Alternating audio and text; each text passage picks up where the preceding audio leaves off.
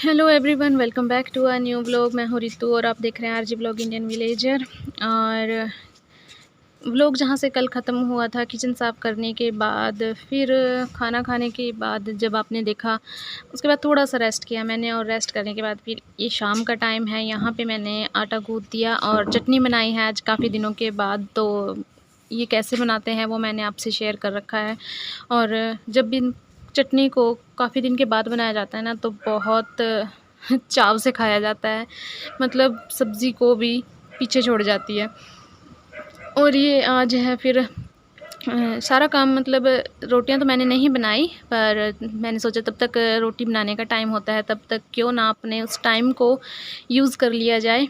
तो ये अलमारी जो मेरी नीचे वाली है, जहाँ मेरे और पतिदेव के ही ऑलमोस्ट कपड़े रहते हैं, नए पुराने ज़्यादातर, तो वहाँ पे बस मैं सफाई कर रही हूँ। ये पोर्शन मैंने पहले खाली किया और इसका ये एक रैंक है जिसे आप निकाल सकते हो। और यहाँ पे एक हैंगर की जो पाइप है वो भी लगी है, बट उसका एक डिसएडवांटेज है, उसमें थोड़ा ही सामान आ पाता है। पहले मैंने अपने सूटों को सोचा था कि मैं उसमें एडजस्ट करूँगी, बट नहीं हो पाया, क्योंकि ऊपर से टाइट हो गई वो, क्योंकि सूट ज़्यादा होते हैं तो साइड से वो टाइट हो गए, और नीचे फिर उसके कुछ और सामान भी नहीं आ रहा था।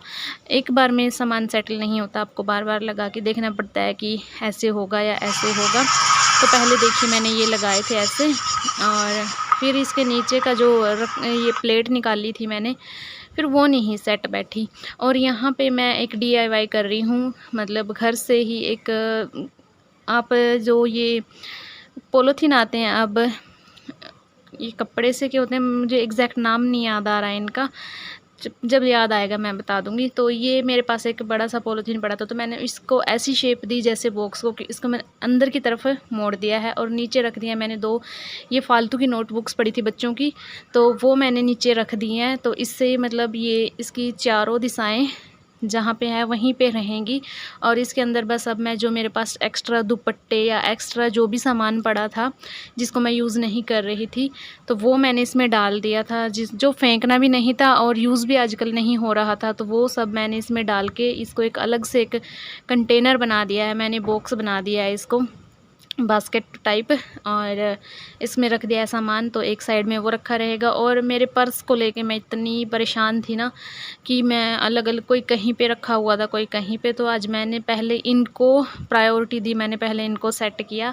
और ये देखिए पतिदेव के शूज़ के बॉक्स में मैंने यहाँ पे आई थिंक 11 से 12, आई डोंट नो, मैं बाद में काउंट करूँगी आप खुद काउंट कर लेना, कितनी सारी शर्ट और टी शर्ट मैंने इस बॉक्स में एडजस्ट कर दी हैं। और बीच में मैंने एक ये डिवाइडर लगा दिया है बॉक्स से।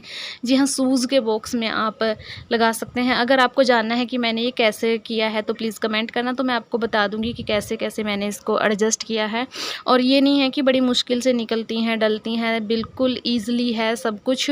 और मुझे ये बहुत पसंद आया, और मैं ये आगे भी बच्चों के लिए भी ये करने वाली हूँ, क्योंकि कम जगह में इतना एडजस्ट हो जाता है ना, इतनी कपड़े एडजस्ट हो गए। और यहाँ पे देखिए, यहाँ पे मैंने जो मेरा तनीष का बैग था इसे भी डिवाइडर करके इसमें भी मैंने अपने गारमेंट्स रखे। और यहाँ पे कुछ जो बर्तन नॉन स्टिक हैं, किचन में मैं नहीं रख सकती क्योंकि फिर ज़्यादा मतलब भीड़ भाड़ हो जाती है किचन में, किचन छोटा है मेरा, और अगर उसको भरती रहूँगी तो फिर वो और भी छोटा हो जाएगा, इसलिए तो ये यहीं पे रहते हैं। और इस तरह मैंने सलवार सूट जो थे वो एक साइड रखे, और जो पैंट प्लाज़ो वगैरह थे वो अलग से रखे। और फिर वहाँ पे पूरा सामान सेट करके फिर इतने में हो गया टाइम रोटियां बनाने का, तो मैंने यहाँ पे फिर रोटियां बनाई। और आज का पूरा मतलब टाइम मेरा पूरा प्रोडक्टिव रहा।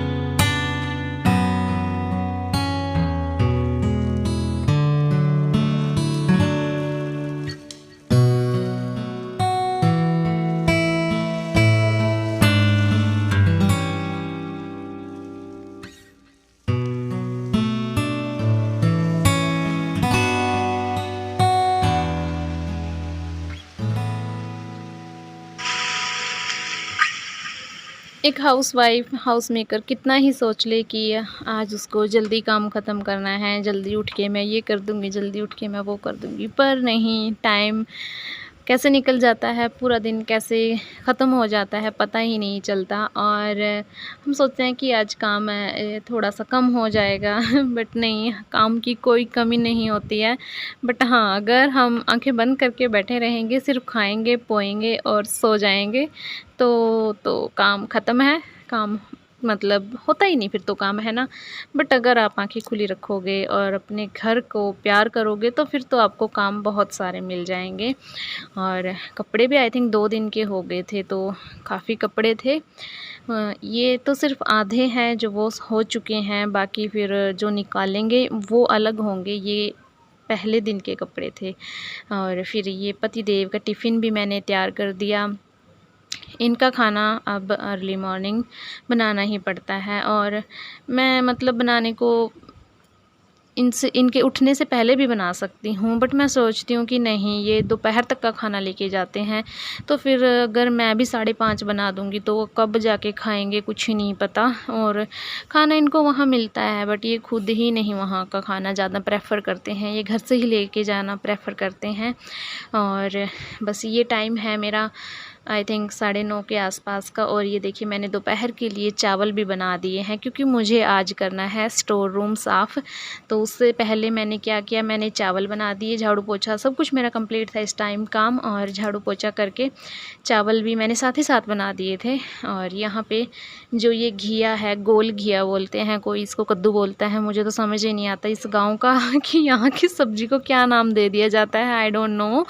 और कुछ सब्ज़ियाँ तो मैंने यहीं पे यूनिक देखी हैं कि ये सब्ज़ियाँ भी होती हैं, मुझे नहीं पता था पहले। तो चलिए, क्योंकि हम थोड़े चूज़ी टाइप हैं, हम जहाँ मतलब मैं अपने घर पे वो सब्ज़ियाँ नहीं खाती थी जो मैं अब यहाँ पे खाना मैंने स्टार्ट कर दिया है। बट जब से मैं खुद बनाती हूँ तब से ही मैं खाने लगी हूँ। पहले वैसे स्टार्टिंग से वैसे तो सब्ज़ी वग़ैरह मैं ही बनाती हूँ, पर जो सब्ज़ियाँ शायद मैंने कभी नहीं खाई थी वो मैंने खुद से जब बनाना शुरू की तब मैंने खाई। और फिर मैंने चलिए अपने टॉपिक पे आते हैं, मैं कुछ ज़्यादा ही लंबी चली गई। तो गोल घिया, कद्दू जो भी है उसको मैंने कद्दूकस किया और उबलने के लिए लो फ्लेम पे रख दिया है। और फिर मैं गई स्टोर में। स्टोर का मैंने ज़्यादा शूट नहीं किया, क्योंकि मतलब पेटी के ऊपर चढ़ना, फिर उतरना, फ़ोन का एंगल चेंज करना, ये सब बहुत डिफ़िकल्ट हो रहा था। तो बस वैसे भी वहाँ पे कुछ ज़्यादा काम होता ही नहीं, तो बस वहाँ की साफ़-सफ़ाई करने के बाद मुझे बज गए हैं आई थिंक 10:30 11 बजने वाले हैं, 11 बजने में कुछ ही टाइम बाकी था। तो फिर मैं आई दोबारा से किचन में, और खुद को डिहाइड्रेट भी रखना ज़रूरी है। हम घर के कामों पे हमें ध्यान देना चाहिए, बट खुद को भी उतनी ही इम्पोर्टेंस देनी चाहिए, क्योंकि अगर हम खुद खुश हैं, खुद ठीक हैं, तभी हम घर को और घर के कामों को ठीक और खुश रख पाएँगे। तो जो मैंने गोल घिया उबलने के लिए रखी थी वो बॉयल हो चुकी है, तो मैंने इंडक्शन को कर दिया है बंद। और फिर यहाँ तड़के की तैयारी करूँगी मैं। तड़के में लहसुन, प्याज, कड़ी पत्ता यही होगा, हरी मिर्च नहीं है। और अगर होती भी तो मतलब रायते में मैं बहुत कम डालती हूँ। हमारे लिए बनता है तब तो मैं पक्का डालती हूँ, बट बच्चे नहीं खाते, उनके मुँह में आ जाती है तो फिर वो थोड़ा चिढ़ करते हैं। तो जो ये पानी था पहले मैंने एक्स्ट्रा जो ज़्यादा था वो ऐसे निकाला, और फिर बाकी को मैंने छलनी में डाल दिया ताकि इसका पानी निकलता रहे। ज़्यादा मैंने इसको दबा के नहीं किया कि मतलब बिल्कुल ही इसको सूखा बना दिया, नहीं, मैंने इसको छोड़ दिया, मतलब जितना इससे हो सकता था इसका पानी खुद से निकल गया। और फिर लगाया मैंने तड़का। तो पहले डाला तेल, और उसमें गया ज़ीरा, थोड़ी गई मेथी दाना, और फिर गया कड़ी पत्ता। जो कड़ी पत्ता और मेथी दाना है, कुछ लोग दही नहीं खाते, बट ये है कि जैसे क्यों नहीं खाते, क्योंकि इसमें होती है बैबादी, हम बोलते हैं बैबादी, जिससे लोगों को मतलब फिर टांगों में दर्द, पीठ में दर्द होने लगता है। बट इससे अगर आप जिस भी सब्ज़ी में आपको लगता है कि बैबादी है तो उसमें आप मेथी दाना डाल सकते हो, कड़ी पत्ता डाल सकते हो, तो वो सब उसके साइड इफ़ेक्ट हैं वो नहीं रहते। जैसे दही हो गई, आलू हो गया, आलू गोभी, आलू मटर, मतलब जिसमें आलू होता है, दही होती है, कड़ी होती है, इन सब के तो वो साइड इफ़ेक्ट चले जाते हैं। और लहसुन मैंने बाद में डाला क्योंकि मुझे इसका थोड़ा-सा स्ट्रॉन्ग फ्लेवर चाहिए था लहसुन का, तो मैंने इसलिए जब प्याज़ कुक हो गया तब मैंने इसमें डाला लहसुन। और लहसुन को बस मैंने आई थिंक 40% ही कुक किया होगा। और फिर उसके बाद थोड़ी-सी हल्दी, पिंच, सिर्फ़ एक चुटकी भर से थोड़ी-सी ज़्यादा ये हल्दी हमें डालनी है, नमक और मिर्च। फिर इसको मतलब आपको इसको 50 सेकंड या 30-20 सेकंड इतनी देर तक पकाना है, जस्ट हल्दी कि आपको महक आ जाए कि हल्दी पक गई है। और फिर थोड़ी-सी मैंने डाली कसूरी मेथी। कुछ लोग कसूरी मेथी बाद में डालते हैं, बट मैं तड़के में इसलिए डालती हूँ ताकि उसकी क्रंचीनेस से बनी रहे, तो मुझे अच्छी लगती है। इसको फिर ठंडा होने के लिए रख दिया ठंडा होने के लिए। और फिर रोटियाँ भी मेरी बन चुकी हैं, तो बस अभी ये भी वॉश करनी है सब कुछ। तो बर्तन वगैरह साफ़ किए मैंने और साथ ही साथ किचन भी क्लीन कर दूँगी मैं। अगर आप खाना बनाने के बाद ही किचन क्लीन कर देते हो तो आपका बाद का बर्डन है बहुत कम हो जाता है। और जब भी आप किचन में काम करने आओगे तो आपका मूड भी अच्छा रहेगा, वरना आपको मतलब स्ट्रेस भी ज़्यादा होगा कि किचन कितना गंदा है, क्योंकि तब भी हमें ही करना है और फिर बाद में भी हमें ही करना है। तो अगर तभी के तभी आप कर देते हो, एक तो आपका किचन क्लीन रहता है और आपको ये नहीं होता कि मेरा कुछ काम पड़ा है या अगर कोई आ गया तो क्या देखेगा, क्या बोलेगा। तो तभी के तभी किचन क्लीन भी कर देती हूँ, इससे मेरा ही बर्डन कम होता है, स्ट्रेस कम होता है और मुझे अच्छा भी लगता है कि मेरा किचन क्लीन रहे। बस मेरा किचन थोड़ा छोटा है, मुझे यही शिकायत है।